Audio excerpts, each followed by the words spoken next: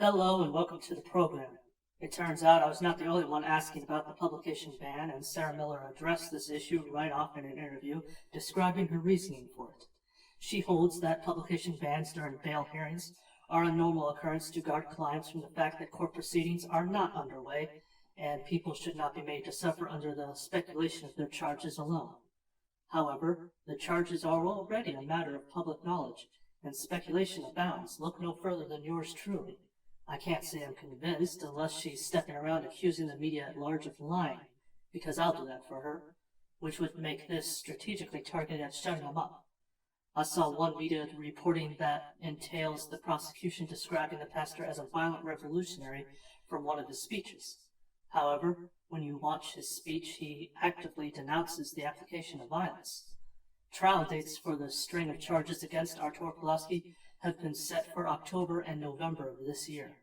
We've learned from Sarah Miller that the legalities surrounding Artur Pawlowski require some kind of hearing date to be set even if he is granted the condition of bail on Friday, and therefore he will remain jailed regardless until those dates are set.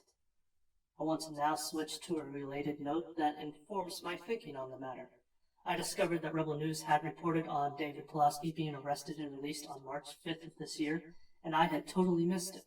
He was arrested for not completing the requisite community service from his joint sentencing with his brother Artur Pawlowski. David Pawlowski had trouble finding an organization that would take him because he doesn't have the clot shot. Sarah Miller was also interviewed for this occasion when David Pawlowski was released, and she explained that the probation officer has the leisure whether or not to be lenient in regards to a person's situation. But we have Adam Soos correctly observing that the Pawlowski brothers are continually met with the strictest application of the law. Where I have to chime in is with the fact that both brothers have been performing more charitable service than I suspect all of the officials who have been put in charge of them combined will ever perform in a lifetime.